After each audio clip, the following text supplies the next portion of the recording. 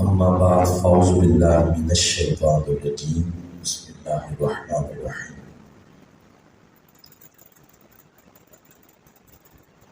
الم یعن للذین آمنوا ان تخشع قلوبهم لذکر اللہ وما نزل من الحق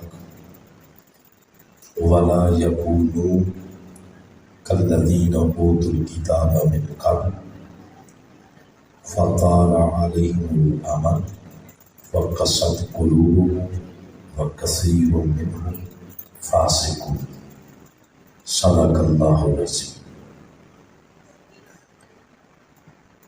ان اللہ وملائکتہ یصلون علی النبی یا ایھا الذین آمنوا صلوا علیہ وسلموا تسلیما۔ اللهم صل على سيدنا ومولانا محمد وعلى آله وصحبه وبارك وسلم۔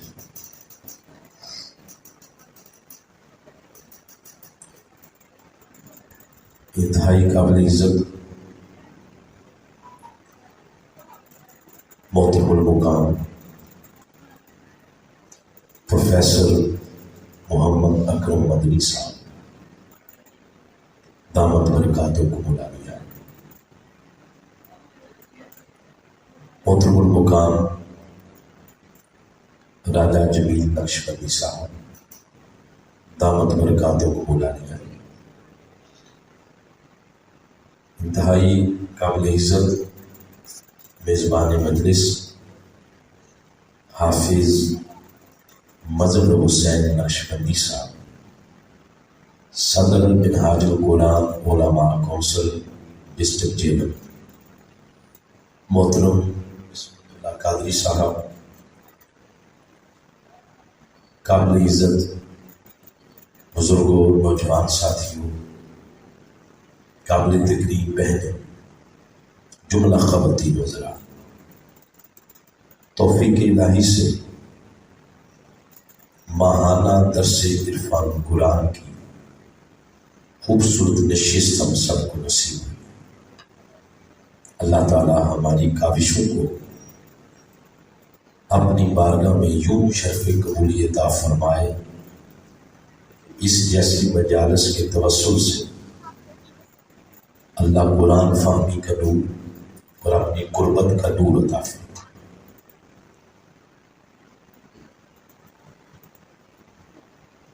میں نے آپ کے سامنے سورۃ الحدید کی آیت نمبر 16 تلاوت کی۔ یہ ہمارے دروس کا ایک تسلسل ہے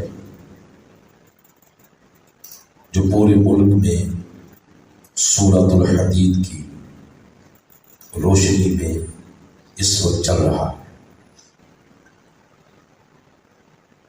پچھلے 2 ماہ سے سرزمین جیلم پر دروس عرفان قرآن کی نشستوں میں حاضر نہیں ہو سکا تھا۔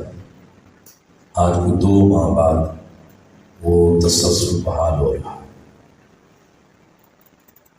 میں شکر گزار ہوں پروفیسر صاحب کا، راجہ صاحب کا، قادری صاحب کا، تمام منتظمین کا، جنہوں نے ذاتی دلچسپیاں لے کر اس تسلسل کو بحال کیا ہے۔ اس مسجد کے لیے، اس ادارے کے لیے، اس مادر علمی کے لیے دعا ہے اللہ تعالیٰ اس کو عروج عطا فرمائے۔ تھوڑے سے وقت کے اندر تلاوت کردہ آیت کریمہ کے کچھ مضامین آپ کے سامنے گوشگزار کرنا چاہتا ہوں۔ اللہ تعالیٰ نے اس آیت کریمہ کے اندر ارشاد فرمایا، الم یعن للذین آمنوا، کیا ایمان والوں کے لیے ابھی وہ وقت نہیں آیا، ان تخشع قلوبهم لذکر اللہ، کہ ان کے دل اللہ کی یاد کے لیے رقت کے ساتھ جھک جائیں. وما نازل من الحق، اور اس حق کے لیے بھی جھک جائیں جو نازل ہوا ہے. یہاں تک اس آیت کریمہ کے جو الفاظ ہیں ان کے مضامین آج کی اس گفتگو میں شامل کرتے ہیں. آج کی آیت کریمہ بڑی خاص آیت کریمہ ہے. اگر یوں کہہ دیا جائے اس آیت کریمہ کی تاثیر سے کئی گم کردہ راہ ہدایت پا گئے. کئی غفلت میں ڈوبے ہوئے لوگ فکر و فکر کی لذتوں سے آشنا ہو گئے، اور کئی ہجر و فراق کے مارے ہوئے مجدے وصال سے بہرہ ہوئے. اس آیت کریمہ نے کئی لوگوں کی زندگی بدل کے رکھ دی، کئی لوگوں کے نصیب بدلے، مقدر بدلے اس آیت کریمہ کی تاثیر سے. اس آیت کریمہ کے بارے میں امام عامش فرماتے ہیں کہ یہ کب نازل ہوئی، کیوں نازل ہوئی. وہ فرماتے ہیں کہ جب مکہ سے ہجرت کر کے مسلمان مدینہ پاک پہنچے صحابہ کرام، تو کچھ معاشی سہولتیں میسر آئیں. اس وجہ سے بعض حضرات کے عمل کی جد و جہد میں جو ان کا در امتیاز تھا اس میں کچھ سستی آ گئی. اس سستی اور کاہلی کی عادت سے نکالنے کے لیے یہ آیت کریمہ حضور اسلام کے توسل سے صحابہ کرام کو بطور درس میسر ہے. حضرت عبداللہ بن عباس رضی اللہ تعالیٰ عنہما، ان سے بھی اس آیت کریمہ کی شان نزول کے مناسبت سے اسی قسم کے الفاظ منقول ہیں. اس آیت کریمہ کا یہ جو لفظ ہے پہلا علم یعنی، بڑا ایک اپنے اندر ایک معنی رکھتا ہے. اس کا لغوی معنی ہے قریب ہونا، نزدیک ہونا، یا کسی شے کا موسم آ جانا. یہ آیت کریمہ کا لغوی معنی، کسی شے کا وقت قریب آ جانا. اس لفظ کی ایک جذباتی کیفیت ہے، اور وہ کیفیت انسان کو تاخیر اور تعویق اس سے نکال رہی ہے. یہ جو میں نے لفظ بولا ہے تاخیر اور تعویق، اس کا معنی ہے سستی. بولے سارے کیا معنی ہے؟ سستی. جب مقرر سامعین کو یہ بات کہتا ہے کہ بولے ساتھ دیں، تو جو مہمان ہوتے ہیں وہ اس سے مستثنا ہوتے ہیں، وہ قابل عزت ہوتے ہیں. آپ کے لیے یہ بات عرض کر رہا ہوں. تو تاخیر اور تعویق کا معنی ہے سستی، کاہلی، غفلت. یہ جو لفظ میں بول رہا ہوں تاخیر، تعویق، کاہلی، سستی، غفلت، یہ وہ کیفیت ہے جس کے پیچھے اصل میں شیطان کا حملہ ہوتا ہے. اور شیطان یہ حملہ کرتا کب ہے؟ عام روٹین میں نہیں کرتا. شیطان یہ حملہ تب کرتا ہے جب کوئی بندہ ارادہ کر لے اپنے آپ کو بدلنے کا. کسی مجلس میں بیٹھے قرآن پڑھ رہے ہیں، کوئی بات کیا 6 سن لیا، کسی بزرگ کی، استاذ کی کوئی نصیحت بڑی بات سن لی، دل پہ چوٹ لگی، متکبر تھا دل، ٹوٹ گیا، رعونت تھی اس میں نرمی آ گئی، بندہ ارادہ کر لے کہ آج کے بعد میں نے بدل جانا، جو ہی بندہ ارادہ کرتا ہے کہ میں نے بدل جانا، تو پھر شیطان اس پہ حملہ کرتا ہے۔ حملہ کیا کرتا ہے؟ اس کے ذہن میں یہ بات ڈالتا ہے کہ بدل تو میں جاؤں گا، بس 2 سال رہ گئے ریٹائرمنٹ کے، یہ ذرا 2 سال نکال لوں، اس کے بعد مسجد اور میں نہیں ہونا ہے، اور دوسرا کام کیا کرنا میں نے۔ یہ شیطان حملہ کرتا ہے اس میں۔ ابھی 2-3 بچوں کی شادی کے معاملات ہیں، ان کے ہاتھ پیلے کر لوں، اس کے بعد نماز روزے ہی اور میں نے کیا کرنا۔ ابھی بچوں کے معاملات ہیں، یونان کا کیس لیا ہوا ہے، UK کا کیس لیا ہوا ہے، اس طرح کے معاملات ہیں، تو بچوں کے مستقبل کا معاملہ یہ ذرا میں کر لوں، اس کے بعد پھر میں داڑھی رکھ لوں گا، سر ڈھانپ لوں گا، مسجد اور میں نہیں ہونا۔ اس کیفیت کو کہتے ہیں تاخیر اور تاویل، سستی، کاہلی، غفلت۔ یہ کیفیت اگر زندگی میں داخل ہو جائے تو بڑے بڑے اعمال اور عبادات سے بھی بندہ انحراف کرنے لگ جاتا ہے، تباہ ہو جاتا ہے۔ یہ کیفیت اگر بندے کی زندگی میں داخل ہو، اور یاد رکھیں کہ ایسی خامی ہے سستی اور کاہلی، یہ کیسی خامی ہے، اگر کوشش نہ کی جائے اس خامی کو دور کرنے کی، بسا اوقات انسان مقام انسانیت سے بھی نیچے گرے۔ قرآن حکیم نے اس کیفیت کا نام لے کے اس کی مذمت کی۔ آخری پارہ کبھی پڑھے 107 نمبر سورۃ الماعون، اس کی ایک آیت میں اس کا نام لے کے اللہ نے مذمت کی، یوں ارشاد فرمایا أَرَأَيْتَ الَّذِي يُكَذِّبُ بِالدِّينِ فَذَلِكَ الَّذِي يَدُعُّ الْيَتِيمَ وَلَا يَحُضُّ عَلَى طَعَامِ الْمِسْكِينِ فَوَيْلٌ لِلْمُصَلِّينَ۔ ویل کا معنی تباہی، بربادی، کس کے لیے؟ للمصلین، نمازیوں کے لیے، عام نمازی نہیں، فرمایا وہ نمازی الذین هم عن صلاتهم ساہون، جو اپنی نمازوں میں سستی اور کاہلی برتتے ہیں۔ یعنی یہ کیفیت اگر نمازی کے اندر بھی پائی جاتی ہے تو اس کیفیت کا نام لے کے اللہ پاک نے مذمت کی۔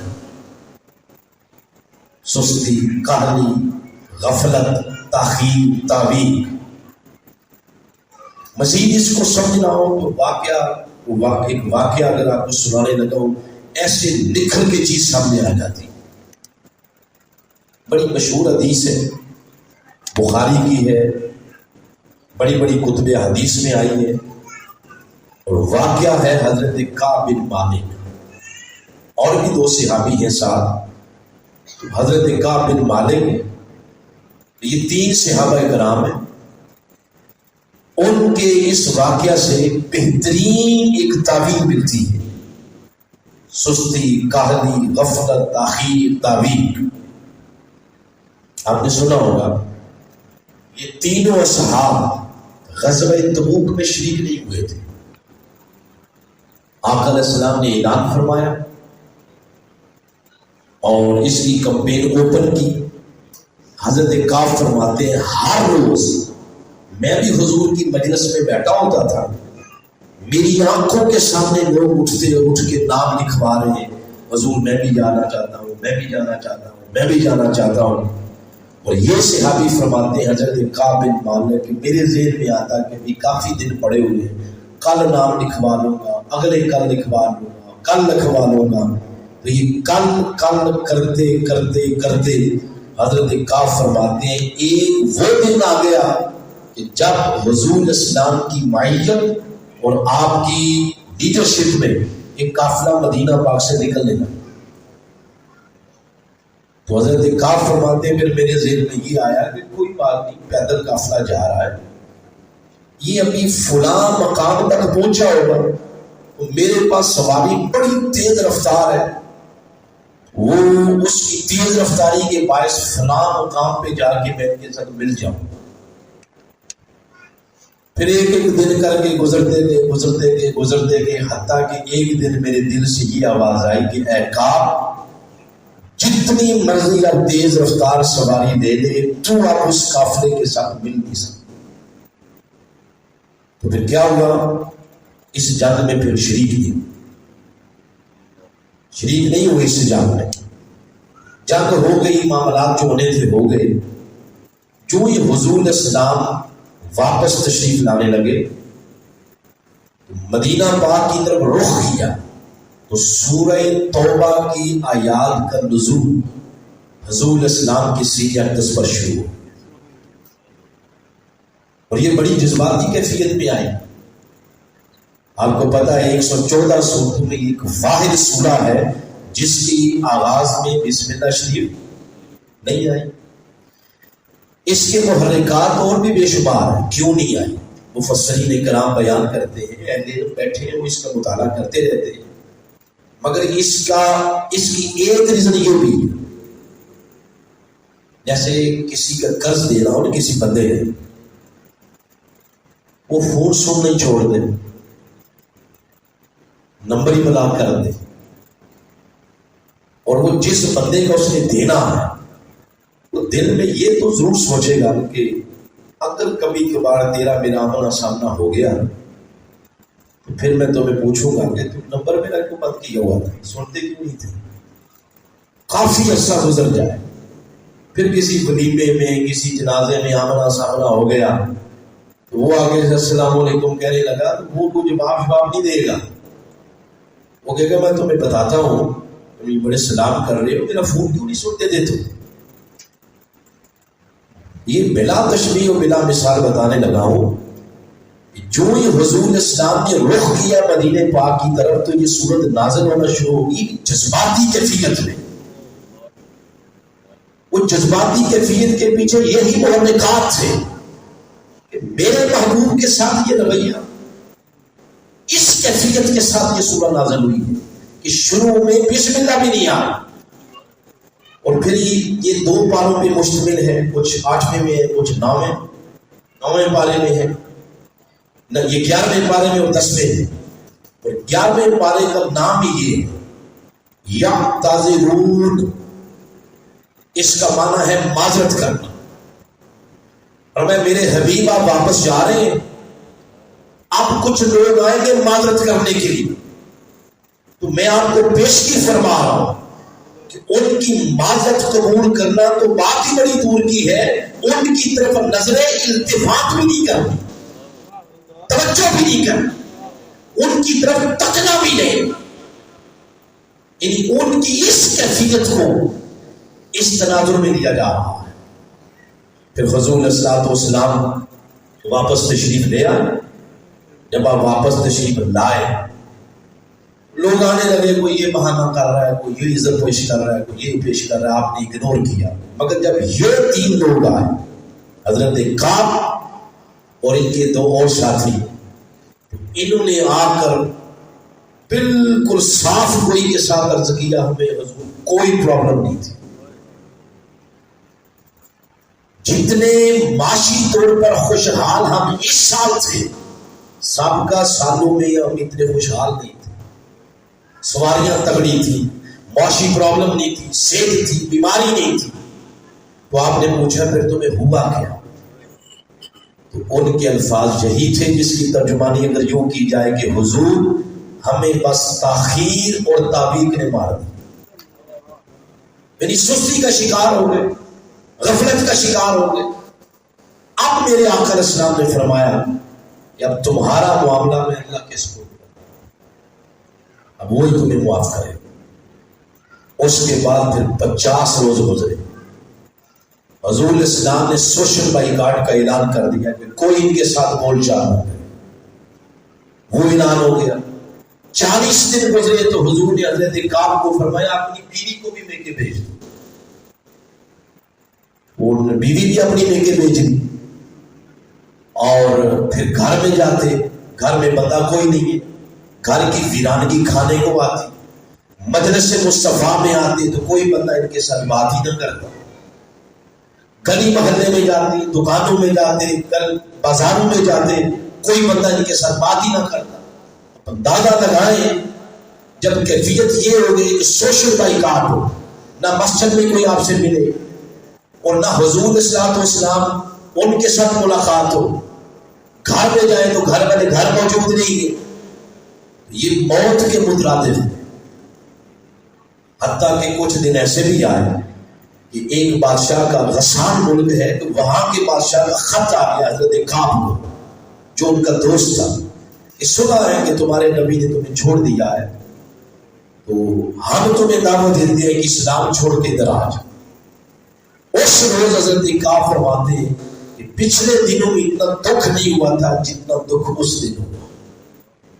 اب تو لوگ میرے ایمان کا ریٹ لگانا لوگوں نے شروع کر دیا.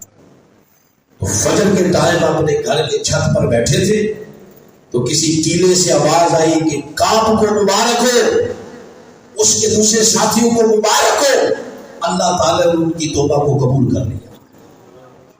اب یہ بات میں نے سنائی ہے, آپ نے سنی. سننا بھی آسان ہے, سنانا بھی آسان. کتابوں سے پڑھ لیں تو سنا لیں, آپ آ کے بیٹھے تو سن لیجیے. کبھی چشمے تصور میں لائیں کہ جس بندے پر یہ 50 روز گزرے ہوں گے اس کی کیفیت کیا ہوگی. اسی وجہ سے بڑی ڈیٹیل کے ساتھ حدیث میں بیان ہوا. اگر اس ساری اذیت اور تکلیف کے پیچھے کوئی شے کار فرما ہے تو وہ 2 لفظوں میں یہی ہے, وہ ہے تاخیر اور تعبیر. بولے کیا؟ سستی. اس لیے کہتے ہیں لمحوں کی سستی اور صدیوں کی سزا. بسا اوقات بندے کی سستی لمحوں پہ محیط ہوتی اور سزا صدیوں پہ چلی جاتی.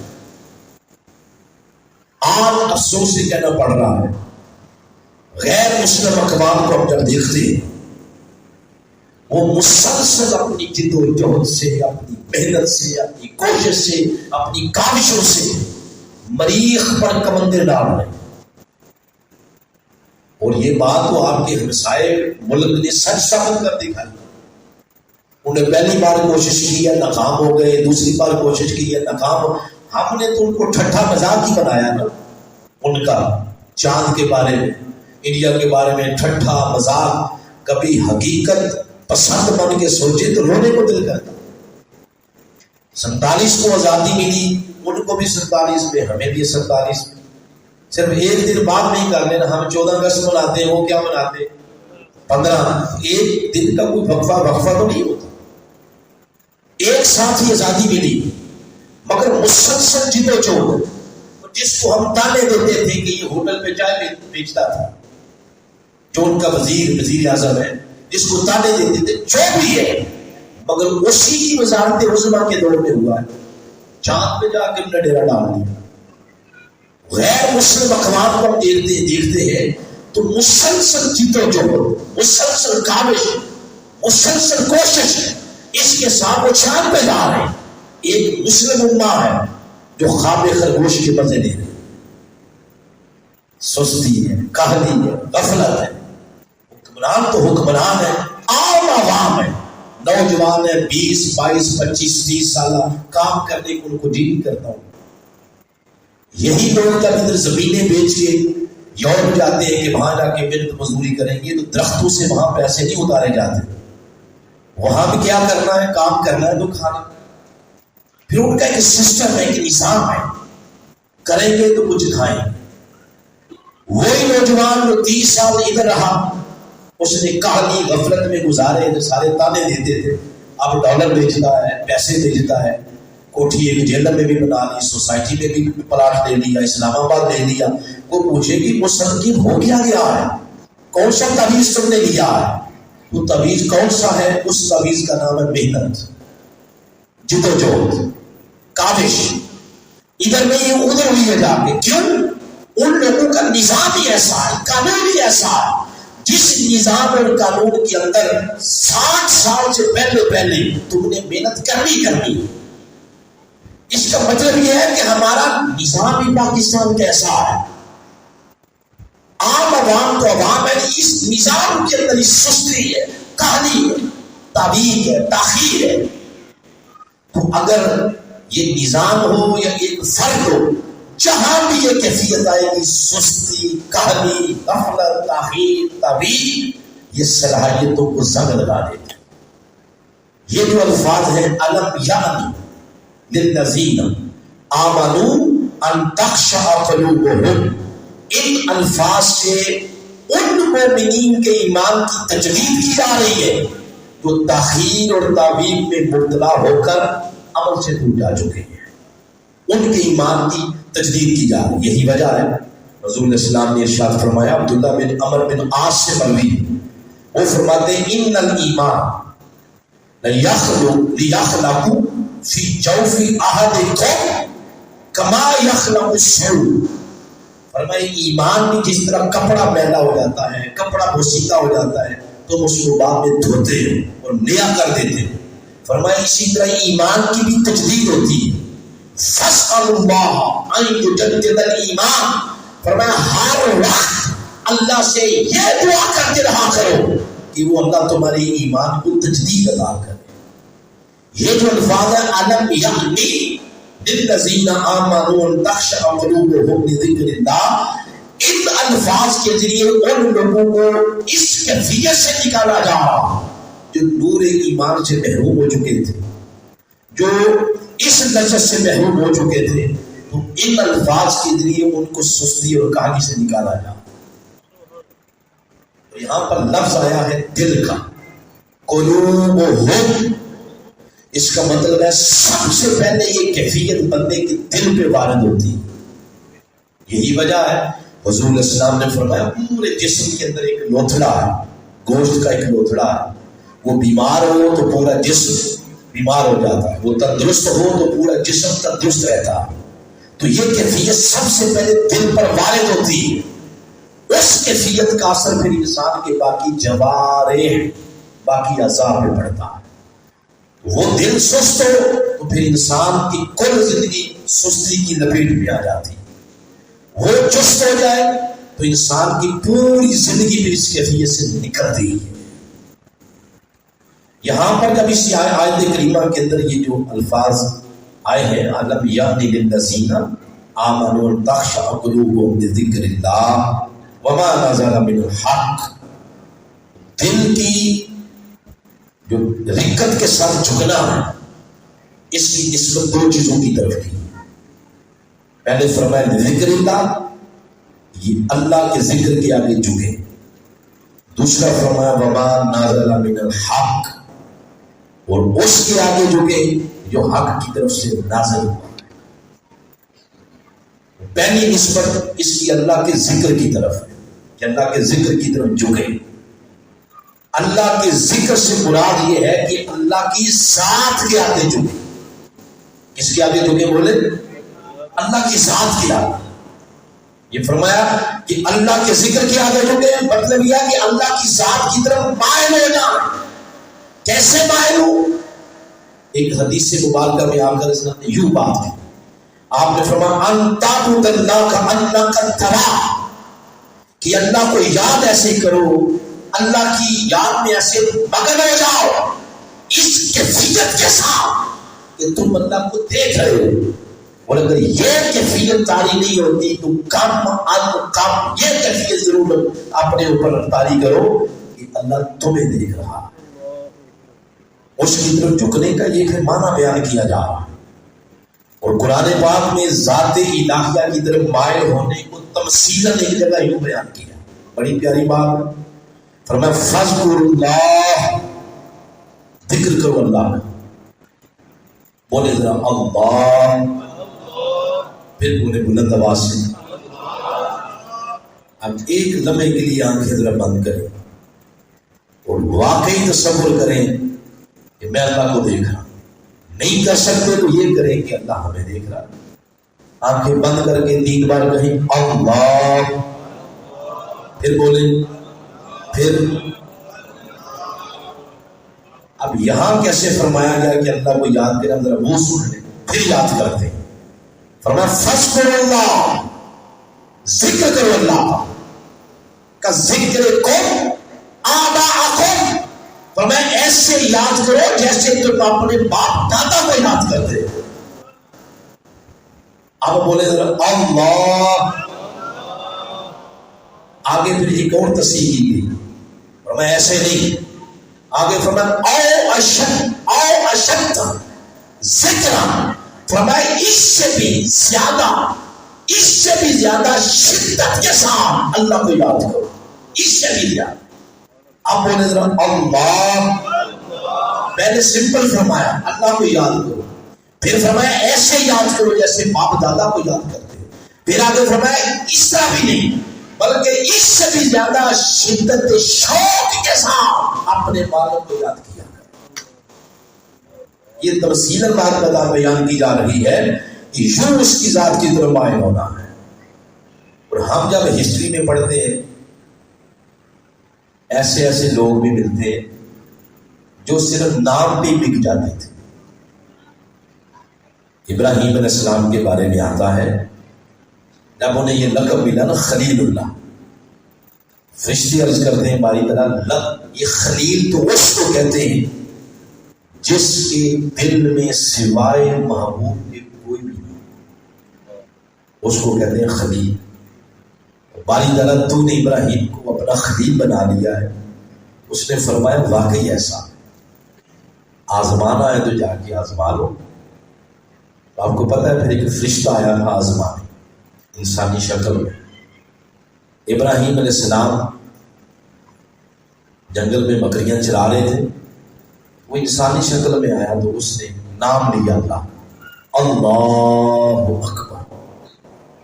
جب یہ نام لیا، ہم بھی سنتے ہیں ہر روز سنتے ہیں نہیں بولو کتنی بار سنتے ہیں؟ 5 بار. دعوے ہمارے بھی بڑے ہیں. پاکستانیوں کے اگر دعوے سنے جائیں تو یوں لگتا ہے کہ یہ دنیا میں یہی مسلمان ہے، باقی کوئی بھی نہیں. مگر نماز مسجدیں فارغ پڑی ہوئی، 5 وقت اللہ کی کبریائی کا اعلان ہوتا ہے. کروڑوں روپیہ لگا کے مسجدیں بنائی ہوئی ہیں، 1 صف یا 2 صف. جن مسجدوں کا یہ حال ہے تو ویسے اس کمیٹی سے گزارش ہے کبھی نمازیوں سے جا کر شرم دلانے کے لیے گھروں میں جا کر نہیں کہ دن ہے کہ مسجد کو گرا کے دکانیں بنا، کمائی تو آئے گی. اتنی بڑی مسجد کا کیا کرنا ہے؟ تو محلے والے لوگ کچھ نہ کچھ تو رسپانس دیں گے. 5 وقت یہ صدا آتی ہے حی علی الصلاۃ حی علی الفلاح، مگر کتنے ہیں جو رسپانس دیتے ہیں؟ اب جو اس کے ہو جاتے ہیں وہ رسپانس کیسے دیتے ہیں؟ ابراہیم علیہ السلام نے جو یہ سنا مچل طبیعت پہ کیفیت آئی ہو، اور اس بندے کو کہتے ہیں کہ یہ جو تم نے نام لیا ہے اللہ اکبر، یہ میرے محبوب کا ہے. ایک دفعہ پھر نہیں لیتے. اس نے آگے سے کہا یہ تو میں نے اپنی مرضی سے لیا ہے، اب آپ کہہ رہے ہیں تو لے رہا ہوں، مگر دیں گے کیا؟ تو ابراہیم علیہ السلام نے فرمایا اگر تو اس کا نام لینے کے بدلے کچھ لے نہیں چاہتا ہے، یہ آتا ریوڑ ہے بکریوں کا، یہ تمہیں دے دوں. تو اس نے پھر اور زیادہ شدت شوق سے نام لیا اللہ اکبر. جب اس نے نام لیا تو ابراہیم علیہ السلام کی طبیعت پر ایک ایسی کیفیت طاری ہوئی کہ کمال ہو گئی. جب وہ کیفیت کم ہوئی تو فرمایا ایک دفعہ پھر. اس نے کہا اب کیا دو گے؟ فرمایا آدھا ریوڑ بکریوں کا جو بچ گیا یہ بھی دے دو. اس نے پھر نام لیا. جب نام لیا تو دوبارہ ایک کیفیت طاری ہوئی، کم ہوئی تو کہنے لگے ایک مرتبہ پھر. اس نے کہا جو کچھ تھا وہ تو دے چکے ہو، اب کیا دو گے؟ فرمایا یہ ریوڑ تو تیرا ہو گیا نا سارا، مگر اس سارے ریوڑ کو چرانے کے لیے کچھ چرواہا بھی تو چاہیے. تو میں تو عرصے سے چلا رہا ہوں، میں بڑا ایکسپرٹ ہوں اس معاملے میں. تو بس تو مجھے میرے مالک کا نام سناتے جانا، میں تیری ساری زندگی بکریاں چراتا ہوں. بتانے کا مقصد یہ ہے کچھ لوگ ایسے بھی اس کی ذات کی طرف یوں مائل ہوئے کہ اس کا صرف نام سنا اپنی زندگی ساری کی جمع پوری اس کے نام پہ قربان کر دی. ہم وقت بھی نہیں دیتے. پیسہ دینا بڑی دور کی بات ہے، ہم وقت نہیں دیتے. یوں تاخیر اور تعویق کا شکار ہو گئے. یوں اس کیفیت نے ہمارے معاشرے میں پنجے گاڑ لیے اور ہم اس دلدل میں ڈوب گئے کہ پیسہ یہ بڑی دور کی بات ہے، وقت بھی نہیں نکالتے. پوری قوم اس طرح اس سستی اور تاخیر اور تعویق کا شکار ہو گئی. اس کیفیت سے نکالا جا رہا اور فرمایا جا رہا ہے کہ دل اس کی یاد میں یوں جھک جائے کہ پہلے فرمایا ذکر اللہ، اس کی ذات کی طرف دل مائل. پھر دوسرا یہ جو معنی فرمایا گیا، دوسری جو بات ارشاد فرمائیں گی وما نزل من الحق، اور رکت کے ساتھ دل جھک جائیں اس کے آگے جو حق کی طرف سے نازل ہوا ہے. اس کا معنی یہ ہے کہ پھر اس کے احکامات کے آگے بندہ جھک جائے، سرنڈر ہو جائے. جہاں معاملہ آ جائے کہ اس بات کا حکم اللہ نے دیا، اس کا اللہ نے دیا، اس کا اللہ نے دیا، وہاں اپنی مرضی چھوڑ دے، وہاں اپنی خواہش چھوڑ دے. اچھا اس کا حکم میرے اللہ نے دیا، اس وقت پھر اپنی خواہش مرضی تمنا چھوڑ کے اس کے آگے بندہ سرنڈر ہو جائے. جس کا حکم کس نے دیا؟ اللہ نے دیا. اس کو دوسرے لفظوں میں کہتے ہیں کہ بندہ عمل کی طرف گامزن ہو. یہی وجہ ہے قرآن پورا پڑھ لیں، جہاں جہاں اس نے بات کی ایمان کی، متصل میکسیمم جگہوں پہ بات کرتا ہے عمل صالح. یا ایھا الذین آمنوا وعملوا الصالحات، یہ آمنوا وعملوا الصالحات، ایمان کی بات کی، عمل صالح کی بات. والعصر ان الانسان لفی خسر الا الذین آمنوا وعملوا الصالحات. جہاں جہاں بات کرتا ہے کامیابی کی، فلاح کی، ایمان کی بات کرتا ہے، ساتھ ہی عمل صالح کی بات کرتا ہے. تو صرف یہ نام لینے سے بیڑے وغیرہ پار نہیں ہوں گے. ہم ایمان والے ہیں، ہم پکے سنی ہیں، ہم پکے مسلک والے ہیں تو بیڑے پار. جہاں بھی قرآن ایمان کی بات کرتا ہے تو ایمان کے ساتھ متصل کس کی بات کرتا ہے؟ عمل صالح کی بات کرتا ہے. عمل صالح سے ہم عاری ہو جائیں اور پوری کی پوری قوم سستی اور کہانی کا شکار ہو جائے اور صرف ایمان، صرف نسبتیں، صرف وابستگیاں وہ بیڑے پار نہیں کر سکے گی، بلکہ حساب کتاب دینا پڑے گا کہ عمل کے رستے پہ ہم کتنا کامیاب ہوئے تھے. پھر جب یہ بات آتی ہے وما نازل من الحق، جو اللہ کی طرف سے نازل ہوا اس کے آگے بندہ سرنڈر ہو جائے. اس میں پھر وہ ساری باتیں آ جاتی ہیں کہ اللہ کی طرف سے یہی نازل ہوا ہے نا قرآن پاک.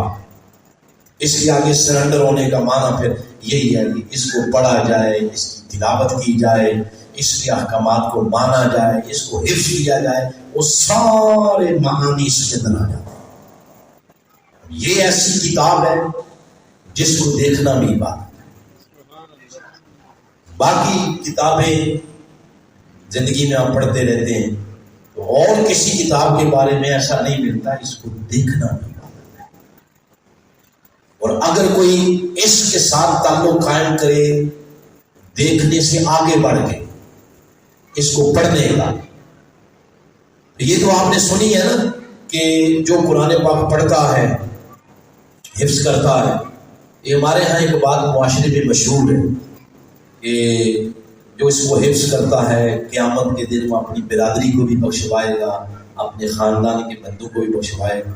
اس طرح کی بات سنی ہے نا آپ نے. ہم ادھوری بات بیان کرتے ہیں، کامل بات سنیں. حدیث مبارکہ میں حضور اسلام نے فرمایا من قارا، پہلی بات ہے جس نے قرآن پڑھا، من قارا القرآن، جس نے قرآن پڑھا، وتعلمہ، اور آگے پڑھایا. کتنی باتیں آ گئی؟ دو. تیسری فرمایا وعمل بہ، اور اس پر عمل کیا. ہم صرف پہلی دو باتیں بیان کرتے ہیں. قرآن پڑھایا بخش دیا گیا. 3 باتیں، 2 نہیں. پڑھا قرآن، پڑھایا وعامل بہی، اور اس پر عمل کیا. پھر آگے آپ علیہ السلام نے نتیجہ در فرمایا البس یوم القیامہ تاجن من نور. فرمایا جس نے قرآن پڑھا، اس کی تعلیمات دی اور اس پر عمل کیا، روز قیامت اس کو نور کا تاج پہنایا جائے. ضوءہ مثل ضوء الشمس، اور جس کی روشنی سورج کی روشنی کی طرح ہو. اور پھر آگے فرمایا اس کے والدین کو بھی نور کے لباس پہنائے جائیں گے. اور پھر پوچھا جائے گا کہ بما اسینا ھذا، یہ ہمیں کیوں پہنائے جا رہے ہیں نور کے لباس؟ انہیں پھر آگے فیقال، انہیں کہا جائے گا کہ اخذ والدکم القرآن، اس وجہ سے کہ تمہارا بیٹا، تمہارا بچہ وہ قرآن کے ساتھ یوں جڑ گیا تھا کہ اس نے پڑھا بھی، پڑھایا بھی، عمل بھی کیا. آج تمہارے بچے کی وجہ سے نور کے لباس تمہیں پہنائے گا. اس طرح کا بھی اس کے ساتھ آپ تعلق قائم کریں گے تو بندہ محروم نہیں رہے گا. اگر اس کو کسی نے دیکھا تب بھی اجر مل گیا، پڑھا تب بھی اجر مل گیا. اور کیا خیال ہے اگر کسی نے اس کو بطور نظام لے لیا تو پھر چشمے تصور میں لائیں کہ پھر اس کی بارگاہ سے جو رحمتیں ملتی ہیں پھر عالم کیا، پھر وہ جنت کیا ہے. اس جنت سے پہلے اس معاشرے کی بندہ جنت ہے. تو جس طرح کا بھی اس کے ساتھ تعلق قائم کیا جائے اللہ کی بارگاہ سے وہ محروم نہیں ہے. بطور خاص یہ جو آیت ہے اس کے متعلق بات کر کے اپنی گفتگو کو میں سمیٹنا چاہتا ہوں. حضرت فضیل ابن عیاض میرے شیخ بیان کرتے ہیں، شیخ الاسلام ڈاکٹر محمد طاہر قادری مقدس اللہ، وہ بیان کرتے ہیں. یہ لمبی ایک بات ہے، لمبا واقعہ ہے. فضیل ابن عیاض اپنے زمانے کے ایک ڈاکو تھے، چور تھے. اپنی توبہ کے عمل سے پہلے ڈکیتیاں کرتے تھے، لوٹتے تھے. ایک دن ایک قافلے کو لوٹنے کے لیے جا رہے ہیں، جس رستے سے جا رہے ہیں وہ حافظ قرآن بیٹھا ہوا تھا، قرآن کی تلاوت کر رہا تھا. اس کے قریب سے گزرے تو یہی آیت وہ پڑھ رہا تھا، الم یعنی للذین آمنوا ان تخشع قلوبهم لذکر اللہ وما نزل من الحق. ایمان والوں کے لیے وہ وقت کوئی نہیں آیا. کب وقت آئے گا یہ اللہ کے ذکر کے آگے رقت کے ساتھ ان کے دل جھک جائیں. جب یہ سنا دل پہ جا کے اس کی تاثیر تیر کی طرح پیوست ہو گئی، رو پڑے اور عرض کرتے ہیں مالک آج تیرے فضیل کے لیے وقت آ گیا، میں لوٹ مار سے تائب ہو جاؤں اور اپنے آپ کو تیری بارگاہ میں پیش کرتا ہوں. پھر ساتھ ہی جب اس قافلے میں اس کو لوٹنے کا ارادہ تھا، وہ قافلے والے چہل گوئیاں کر رہے ہیں کہ ابھی رات کا سفر باقی ہے، رات ابھی باقی ہے تو بھی سفر نہ کرے. اس رستے میں فضیل بیٹھتا ہے، ڈاکو کا وہ لوٹ لے گا، وہ ابھی سفر نہ کرے. یہ بات سن کے اور رو پڑے، مزید روئے اور عرض کرتے ہیں مولا میں اتنا گر گیا ہوں مقام انسانیت سے کہ تیری مخلوق مجھ سے اتنی نفرت کرتی. کھڑے ہوئے قافلے میں اور عرض کرتے ہیں اور کہنے لگے، اعلان کرنے لگے قافلے والوں امن و امان پہ یقین رکھتے ہوئے، امن و امان پہ یقین رکھتے ہوئے سفر پہ چل نکلو. فضیل لوٹنے والا نہیں رہا، آج خود لٹ چکا. پھر طائب ہو گئے. بات مکمل کرتے ہوئے لاکھوں فرزندان توحید آپ کی ہاتھ پر بیعت. اس کے بعد پھر جس علاقے میں جاتے تھے اور اعلان کرتے تھے کہ جس کے ساتھ میری طرف سے کوئی زیادتی ہوئی تو بتائیں میں اس کا ازالہ کروں، کسی کا مال میری طرف ہے تو وہ میں دوں گا. اس طرح اعلان کرتے تھے. ایک دفعہ کسی علاقے میں گئے تو ایک یہودی تھا. اس نے جب یہ سنا کہ فضیل نے یہ اعلان کیا کہ وہ پیسے واپس کر رہا ہے جو ماضی میں اس نے ڈھونڈے، اس نے آ کر کہا کہ میرے اتنے پیسے تو دے دیے، دے کے کہا معاف کرتے ہو؟ اس نے کہا کاہے کی معافی، یہ تو ابھی پیسے واپس آئے ہیں، جب آپ نے لوٹا تھا تو جو میرے دل کو اذیت پہنچی تھی اس کا ازالہ کیسے کروں؟ میں اتنے دن اس اذیت میں رہا، اس کا ازالہ کیسے ہو؟ تو پھر کہا اس کے بدلے میں کیا چاہتے ہیں؟ وہ بھی کام کرواتا رہا، کبھی یہ کرواتا، کبھی یہ، یوں کہہ رہے بلیک میل کرتا۔ کافی دن گزر گئے، کام کرواتا، بعد میں کہتا ابھی نہیں ابھی نہیں۔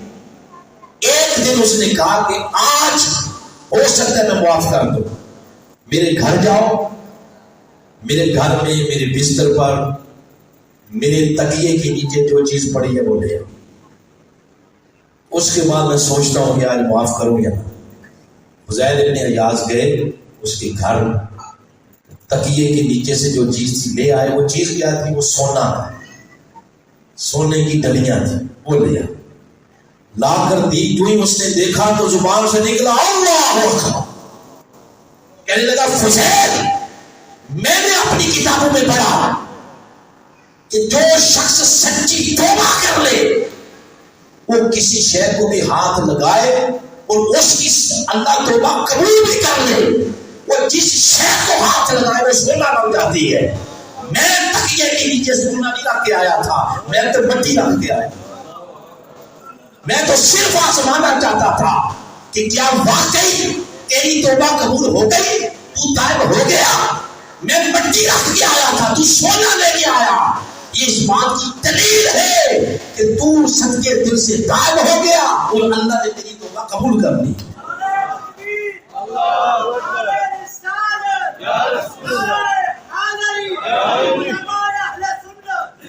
جو بندہ قرآن کے ساتھ اپنا تعلق مضبوط کرتا چلا جاتا ہے، کوئی بصری تعلق، کوئی سماعی تعلق، کوئی قول یعنی پڑھنے کا تعلق، کوئی حفظ کرنے کا تعلق، جو اس کے ساتھ تعلق مضبوط ہوتا چلا جاتا ہے، اللہ کی کرم نوازیوں کے دروازے مزید اس پر کھلتے چلے جاتے ہیں۔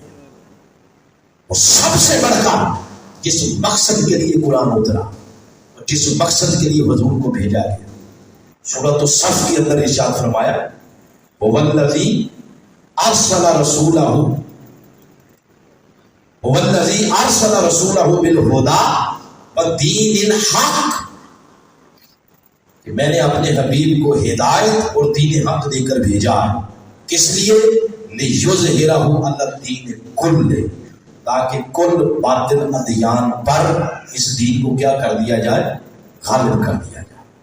اگر دین کے غلبے کی مناسبت سے اس قرآن کے ساتھ تعلق قائم ہو جائے، اس جنت سے پہلے یہ معاشرہ جنت بن جائے۔ اور دین کا غلبہ کیا ہے؟ آج کسی بندے کو شوق ہے مسجد بنانے کا، تو وہ مسجد بنا کے سمجھتا ہے کہ شاید میں نے دین کے غلبے کا کوئی کام کر دیا۔ اس سے دین غالب نہیں ہوتا، اجر ملے گا، ثواب ملے گا۔ کوئی بندہ مدرسہ بناتا ہے اور سمجھتا ہے کہ شاید میں نے دین کے غلبے کا کام کر دیا، اس سے دین غالب نہیں ہوگا، اجر ضرور ملے گا، ثواب ملے گا، مگر اس سے دین کا غلبہ نہیں۔ کوئی بندہ کسی ٹرسٹ کی مدد کرتا ہے، کسی مجبور بے سہارا بیوہ کی بچیوں کے شادیوں کے معاملات میں مدد کرتا ہے، سمجھتا ہے کہ دین کے غلبے کا کام ہو گیا۔ نہیں، یہ غلبہ نہیں، نہ یہ غلبے کا کام، اجر ضرور ملے گا۔ اس پر میں آپ کو ایک آیت سنانا چاہتا ہوں، کبھی سورہ توبہ پڑھیں، اس کی آیت نمبر 19، وہاں پر ارشاد فرمایا اجعلت سقایۃ الحاج وعمارۃ المسجد الحرام، فرمایا کیا وہ دو بندے برابر ہو سکتے ہیں آپس میں؟ پہلا وہ بندہ جو حاجیوں کو پانی پلاتا ہے، عام بندے کو پانی پلانے کی بات نہیں ہو رہی، حاجی کو پانی پلانے کی بات ہو رہی۔ پھر فرمایا پھر وہ مسجد حرام کی مرمت، تعمیر، کنسٹرکشن، اس کے جملہ معاملات میں حصہ لیتا۔ عام مسجد کے بنانے کی بات نہیں ہو رہی، مسجد حرام کے بنانے کی بات ہو رہی، یعنی کعبۃ اللہ ہو گیا یا مسجد نبوی ہو، ان مسجدوں کو بنانے کی بات ہو رہی۔ فرمایا یہ بندہ جس نے ساری زندگی حاجیوں کی خدمت کی، حاجیوں کو پانی پلایا، اور جس نے اپنی توانائیاں، سرمایہ، سارا کچھ مسجد حرام کی تعمیر میں خرچ کیا، یہ بندہ اس کے برابر نہیں ہے۔ کس کے؟ فرمایا کمن آمن باللہ والیوم الآخر وجاہد فی سبیل اللہ، جو اللہ پر ایمان لایا، یوم آخرت پر ایمان لایا، پھر غلبہ دین حق، اعلاء کلمۃ اللہ، اللہ کے دین کے غلبے کے لیے اس نے اپنے آپ کو وقف کر دیا۔ فرمایا وہ بندہ اس کے برابر نہیں ہو سکتا جس نے محض حاجیوں کو پانی پلانے میں اور مسجد حرام کی تعمیر میں اپنی زندگی گزاری۔ فرمایا وہ بندہ مقام اور مرتبے میں اس کے برابر نہیں ہو سکتا جس کی زندگی کا مقصد ہی اس کے دین کی سرفرازی تھا۔ قرآن کے ساتھ اگر تعلق یوں قائم ہو جائے کہ ہم نے قرآن کو بطور قانون لینا، بطور نظام لینا، اور اعلاء کلمۃ اللہ، غلبہ دین حق کے لیے جدوجہد کرنی ہے، تو پھر یقین جانے اس جنت سے پہلے رب اس معاشرے کو پہلے جنت بناتا ہے۔ یوں اس کے ساتھ اپنے تعلق قائم کرنا۔ آؤ اس سوچ و فکر کے ساتھ اپنی گفتگو کو ختم کرتے ہیں۔ آج بھی نہیں جاگیں گے تو کب جاگیں گے؟ جب گھاری سارا اجڑ گیا، منہ سے دیوالے ظالموں نے چھین لیے، پاؤں سے جوتے اتروا لیے، چلنے کی سخت نہیں، ملک کے جسم سے جان نکل رہی ہے، اور عوام روٹی کے لقمے کے لیے ترس گئی ہے، اور حقیقی معلوم ہے یہی بات ہے۔ ایک بجلی کا بل ہی ہے، اس پہ صرف رولا رپا ڈالیں گے تو ان کے پاس 100 ہیلے ہیں، آپ پر ٹیکس لگانے کی کسی اور مد سے لگا دیں گے۔ تو ایسا کیوں نہیں کرتے؟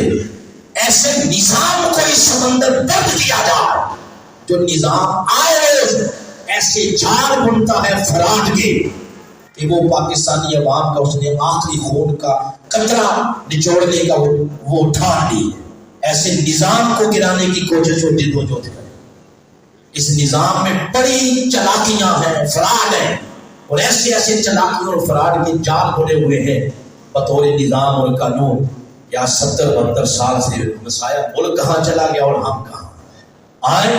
اس کے ساتھ جو ہم نے تعلق قائم وما نازل من الحق، اللہ کی طرف سے جو نازل ہوا اس کے ساتھ تعلق یوں قائم کرے کہ اس کو بطور نظام لیں۔ اسی کے اندر فلاح ہے، اسی کے اندر کامیابی ہے، اسی کے اندر انسان کی کامیابیوں کے راز مضمر ہیں۔ تحریک منہاج القرآن 40 سال سے اسی فکر کو لوگوں کے اندر عام کر رہی ہے۔ جس دن یہ فکر لوگوں نے اپنا لی، اس دن انشاءاللہ آخری دن ہوگا اس پاکستان کی زمین پر اندھیروں کا اور طاغوتی طاقتوں کا۔ اس دن طاغوت کے پرچم سرنگوں ہو جائیں گے، اور حسین کے بابا کے دین کا پرچم سب سے اونچا ہو جائے گا۔ تو یہاں پر ختم کرتے ہیں بات کو۔ ابھی آدھی آیت ہوئی ہے، آدھی میں نے سنا دی آپ کو، آدھی انشاءاللہ آپ کو اگلے مہینے صاحبزادہ ظہیر احمد نقشبندی صاحب آپ کو سنائیں گے۔ میرا جنم کی سرزمین پر یہ آخری درس قرآن تھا۔ ویسے تو ملاقات ہوتی رہے گی، اگر آپ تھوڑی ڈیوٹی چینج ہو گئی۔ صاحبزادہ ظہیر احمد نقشبندی صاحب جب موسٹ سیریس ساتھی ہیں، اور یہ جتنے دروس تیار ہوتے ہیں ان کی تیاری میں ان کا بڑا اہم رول ہے۔ تو انشاءاللہ آئندہ سے درس عرفان قرآن کوہ نور میرج حال میں ہوا کرے۔ کثیر تعداد میں باجیاں بیٹھی ہیں، بہنیں بیٹھی، آپ سے بھی گزارش ہے، آپ سب سے گزارش ہے، جب جب اناؤنس ہو تو تب آپ خود جائیں، اپنے بچوں کو لے کے جائیں۔ بہنوں سے گزارش ہے کثیر تعداد میں جایا کریں۔ کوشش انتظامیہ کی یہی ہوگی کہ وہ بھی سنڈے والے دن رکھا جائے۔ اللہ ہم سب کا حامی ناصر ہو۔